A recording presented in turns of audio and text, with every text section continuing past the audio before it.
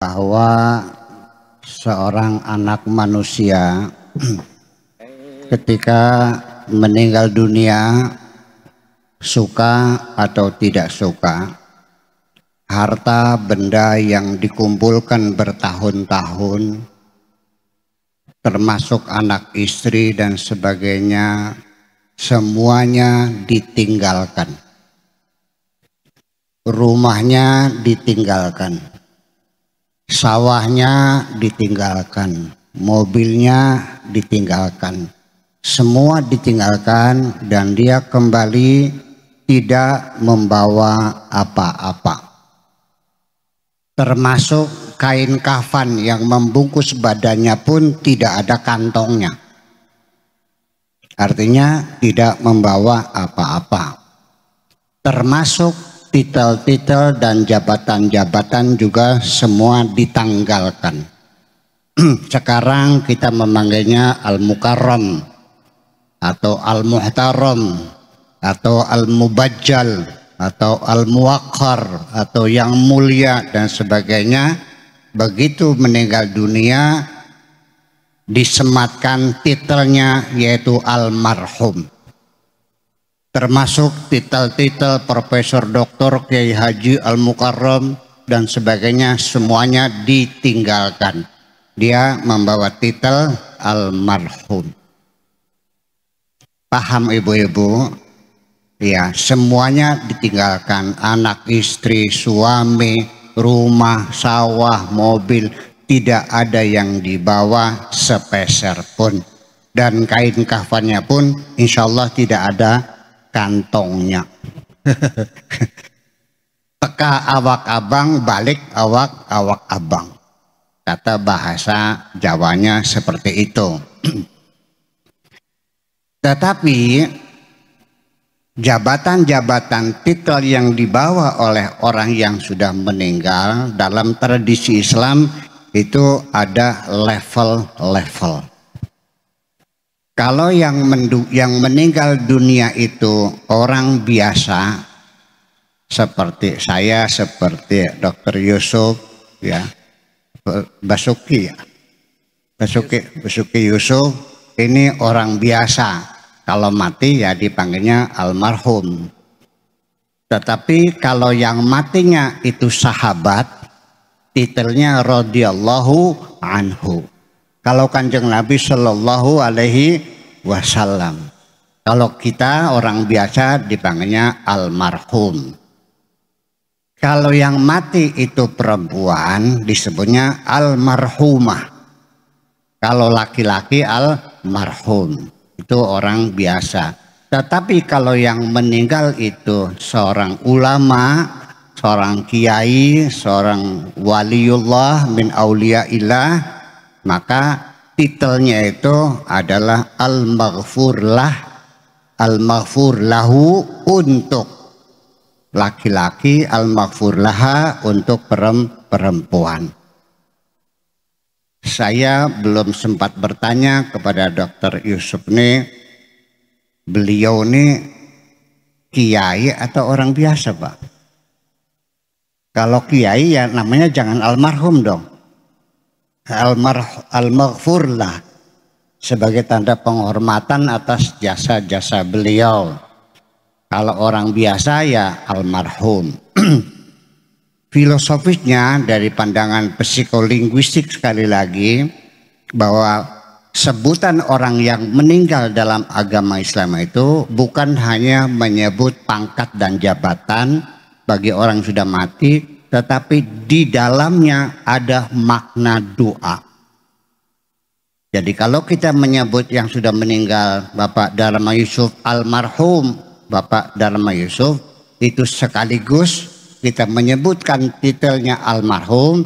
Di situ ada makna doa. Kita mendoakan kepada Allah semoga beliau mendapat rahmat dari Allah.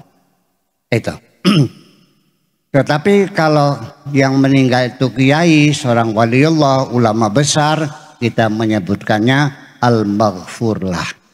Di dalam sebutan itu ada makna doa yang terkandung, yaitu kita mendoakan semoga beliau mendapat maghfirah, mendapat ampunan dari Allah. Kenapa demikian?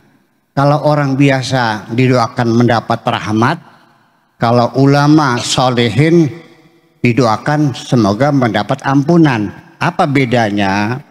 Karena bagi kita orang biasa sudah dapat dipastikan berlumur dengan dosa-dosa.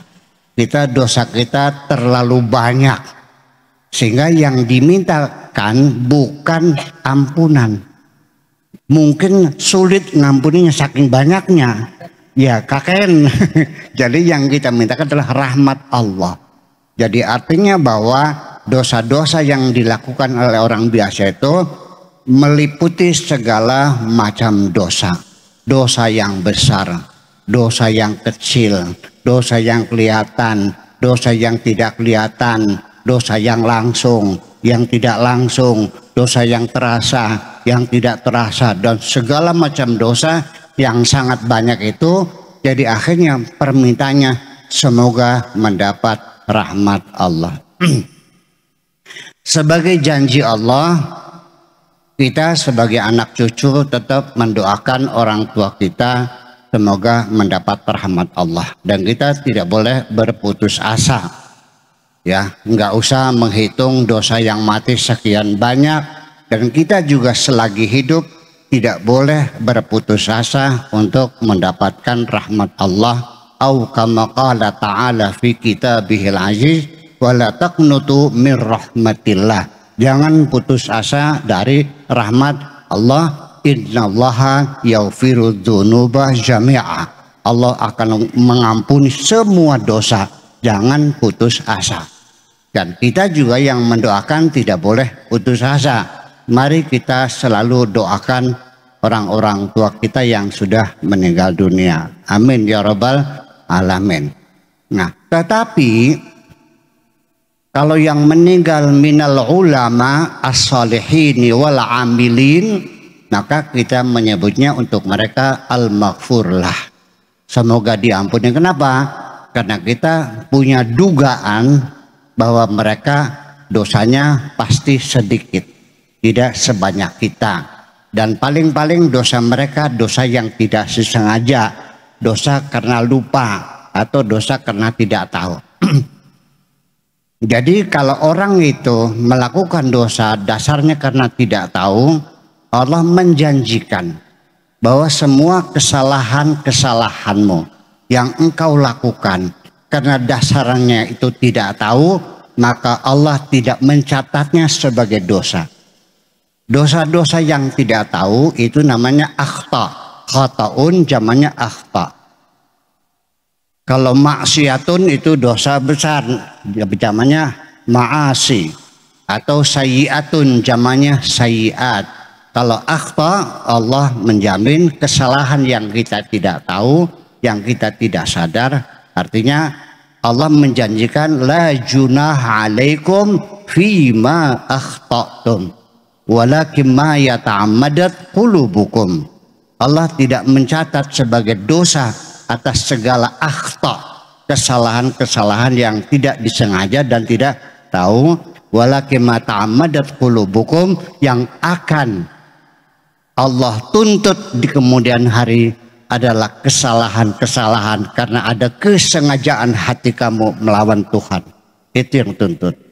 Oleh karena itu, di samping mereka dosanya mungkin karena tidak sadar atau tidak disengaja, maka itu bukan adalah dosa. Tetapi kalaupun mereka berdosa, mungkin dosanya lebih sedikit dari kita. Karena dosanya sedikit, maka kita minta kepada Allah untuk mendapatkan ampunan dari Allah Subhanahu wa Ta'ala. Itu tata krama kita memanggil orang yang sudah meninggal. Kalau orang biasa dipanggilnya apa, Bu? Almarhum. Kalau minal ulama as-solehin panggilnya apa, Bu? Al-maghfurlah.